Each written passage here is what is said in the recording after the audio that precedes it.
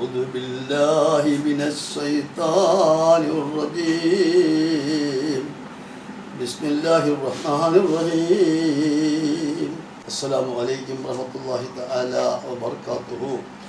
ഇപ്പോൾ ഈ വീഡിയോയിൽ പറയാൻ പോകുന്ന പ്രധാനമായ ഒരു കാര്യമാണ്. എന്തെന്ന് വെച്ചാൽ മിക്ക ആൾക്കാരിലും അനുഭവങ്ങൾ ഉണ്ടാകുന്ന ഒരു പ്രധാനമായ ഒരു കാര്യമാണ്. എന്തെന്ന് പറഞ്ഞാൽ എല്ലാ രീതിയിലുള്ള സൗഭാഗ്യങ്ങൾ, എല്ലാ സാമ്പത്തികമായ എല്ലാ ഉയർച്ചകളും ഉള്ള ഒരു വ്യക്തിയെ സംബന്ധിച്ച് എല്ലാ രീതിയിലുള്ള ഭാഗ്യങ്ങൾക്കുണ്ട്. അതായത് മക്കളെ കൊണ്ടും ഭാഗ്യം, കുടുംബം കൊണ്ട് എല്ലാം കൊണ്ടും ഭാഗ്യം, സമ്പത്ത് ആവശ്യം പോലുണ്ട്, എല്ലാം ഉണ്ട്. എല്ലാ സൗഭാഗ്യങ്ങളും അല്ലാഹു സുബ്ഹാനഹു വ തആല അദ്ദേഹത്തിന് ഈ ഭൂമി ലോകത്ത് കൊടുത്തിരിക്കുകയാണ്. അങ്ങനെയുള്ള ഒരു വ്യക്തിയെ സംബന്ധിച്ചും അതല്ലാത്തൊരു വ്യക്തിയുണ്ട്, വളരെ ബുദ്ധിമുട്ടിൽ കഴിയുന്ന വ്യക്തികളുണ്ട്. അവരെ സംബന്ധിച്ച് ഈ സംഭവം ഒരുപോലെ തന്നെ.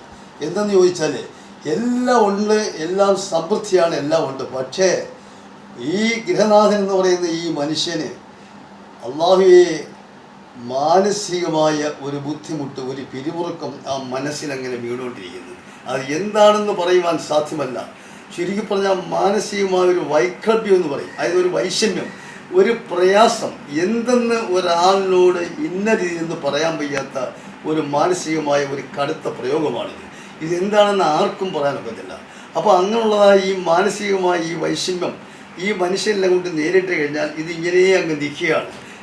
പ്രഭാതം രാവിലെ എഴുന്നേറ്റ് കഴിഞ്ഞാൽ മറ്റ് കാര്യങ്ങളെല്ലാം കഴിയുമ്പോഴും ആ സമയത്തും അതിനുശേഷമുള്ള സമയങ്ങളിലും ഇതിങ്ങനെ വർദ്ധിച്ച് ഞാൻ പോയിക്കൊണ്ടിരിക്കുകയാണ്.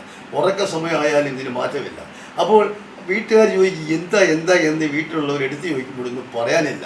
എനിക്കെന്തോ മാനസികമായിട്ടൊരു വിഷമം, മനസ്സിനൊരു വൈഷമ്യം. അപ്പോൾ വീട്ടുകാർ ചോദിക്കും നിങ്ങൾക്ക് എന്തോത്തിൻ്റെ മനോവിഷമമാണ്? എല്ലാ സൗഭാഗ്യങ്ങളും നമുക്ക് അല്ലാഹു സുബ്ഹാനഹു വ തആല അവിടെ തന്നിട്ടുണ്ടല്ലോ. പിന്നെ എന്താണ് ഇതെല്ലാം വെച്ച് ആസ്വദിച്ചിട്ട് പിന്നീട് നിങ്ങൾ ഈ മനപ്രയാസം, മനവൈഷമ്യം, മനക്ലഭ്യം എന്നൊക്കെ എന്തിനാണ് പറയുന്നതെന്ന് വീട്ടിലുള്ള ഭാര്യയും മക്കളും എല്ലാവരും ഇദ്ദേഹത്തിനോട് പറയാനുണ്ട്. ഇതൊക്കെ ആര് പറഞ്ഞാലും ശരി, ഇദ്ദേഹത്തിൻ്റെ ഒരു അസ്വസ്ഥതയില്ല. പടച്ച തമ്പുരാനെ, ഇതെന്താണെന്നൊരു പിടിയുമില്ല. ആർക്കും ഒന്നും പറയാൻ വയ്യാത്തൊരു സാഹചര്യത്തിൽ ഈ മനുഷ്യനിങ്ങനെ കഴിയുന്നു. അപ്പോൾ ഈ മനുഷ്യൻ്റെ മനസ്സിനകത്ത് തോന്നിപ്പോകുന്നു, അല്ലാഹുവേ ഇത്രയും സൗഭാഗ്യങ്ങൾ നീ തന്നു, എനിക്കെന്ത് പ്രതിഫലം? എൻ്റെ മനസ്സിന് സ്വസ്ഥതയില്ല, എൻ്റെ മനസ്സിന് സമാധാനമില്ല, എൻ്റെ മനസ്സിൽ എന്ത് പ്രയാസമാണ് വന്നിരിക്കുന്നത് എന്നുള്ള ചിന്ത ഈ മനുഷ്യൻ ഇങ്ങനെ അലട്ടി മുമ്പോട്ട് പോകുമ്പോൾ അവസാനമായി ചിലപ്പോൾ ചില തീരുമാനത്തിലെത്താറുണ്ട്. എന്നാലൊന്ന് ഡോക്ടറെ ഒന്ന് കാണാം. അങ്ങനെ ഡോക്ടറെ കണ്ടു കഴിയുമ്പോൾ അത് വേറെ രീതിയിലുള്ളൊരു ചികിത്സയായിട്ട് മാറി ആകെപ്പാടൊരു വിഷമഘട്ടത്തിലേക്ക് എത്തുന്നു. ചുരുക്കി പറഞ്ഞാൽ ഈ മനുഷ്യനെ ഒരു മാനസിക രോഗിയാക്കി വേണ്ടി വന്നാലങ്ങ് മാറ്റുന്നു. അല്ലാഹുവേ, അതിൻ്റെ ഒന്നിൻ്റെയും ആവശ്യമില്ല. ഇത് അല്ലാഹുവിൻ്റെ ഒരു കടുത്ത പ്രയോഗമാണ്, ഇതൊരു പരീക്ഷണമാണ്. ഈ പരീക്ഷണത്തിൽ ഈ മനുഷ്യരാരായാലും ശരി വിജയിച്ചു കഴിഞ്ഞാൽ അവൻ രക്ഷപ്പെടും.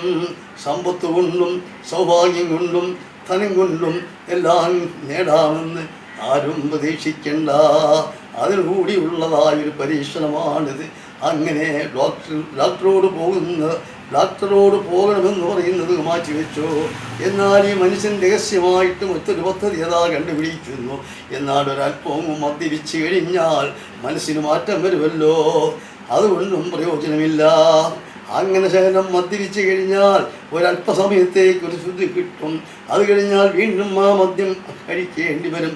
അങ്ങനെ മദ്യപിച്ച് തിരിച്ചു കഴിയുമ്പോൾ അത് ശരിയായൊരു കുടിക്കാരനായി മാറുകയും അതുകൊണ്ട് എല്ലാം തകർച്ചയിലേക്ക് എത്തുകയാണ്. ഇതൊന്നും ഇതിന് പരിഹാരമാർഗമില്ല. ഈ സമയത്ത് അല്ലാഹു സുബ്ഹാനഹു വ തആല പറയുന്നു, നീ വിഷമിക്കണ്ട, പക്ഷേ ഉണ്ട്, ഇതിന് പരിഹാരമാർഗമുണ്ട്. ഈ വഴിയിലേക്ക് നീ വന്നാൽ നിന്റെ ഈ ബുദ്ധിമുട്ട് മാറ്റിത്തരാം. ഇതൊരു ധനാഢ്യൻ്റെ വിഷയമാണ് പറയുന്നതെങ്കിൽ ഒരു സാധാരണക്കാരനും ഇത്തരം അനുഭവങ്ങൾ ഉണ്ടാകാറുണ്ട്.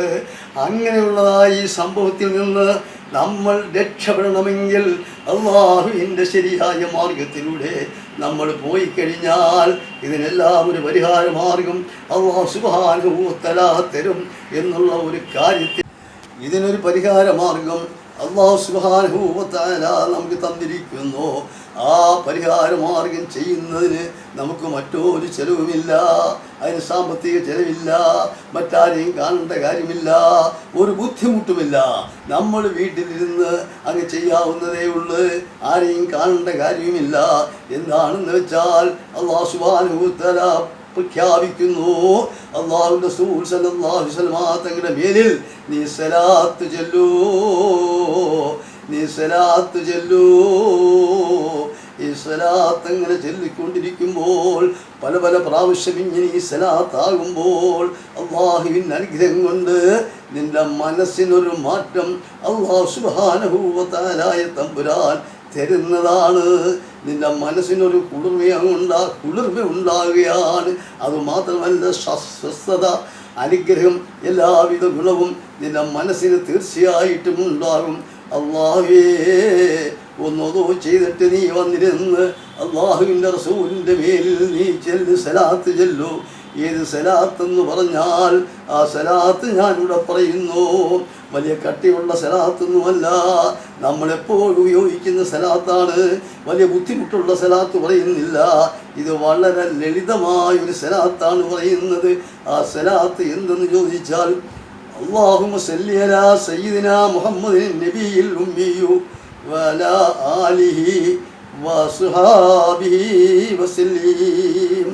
اللهم صل على سيدنا محمد النبي الأمي وعلى آله وصحبه وسلم. اللهم صل على سيدنا محمد النبي الأمي وعلى آله وصحبه وسلم. ഒരിപ്പിലിരുന്നു കൊണ്ട് 51 പ്രാവശ്യം നീ ചെല്ലുക. അങ്ങനെ ചെല്ലുമ്പോൾ നിന്റെ മനസ്സിന് കുളിർമ അല്ലാഹു സുബ്ഹാനഹു വ തആല ഇട്ട് വരും എന്നുള്ള കാര്യത്തിൽ ഒരു ബുദ്ധിമുട്ടും വേണ്ട. ഇവിടെ കൊണ്ട് നീ നിർത്തരുത്.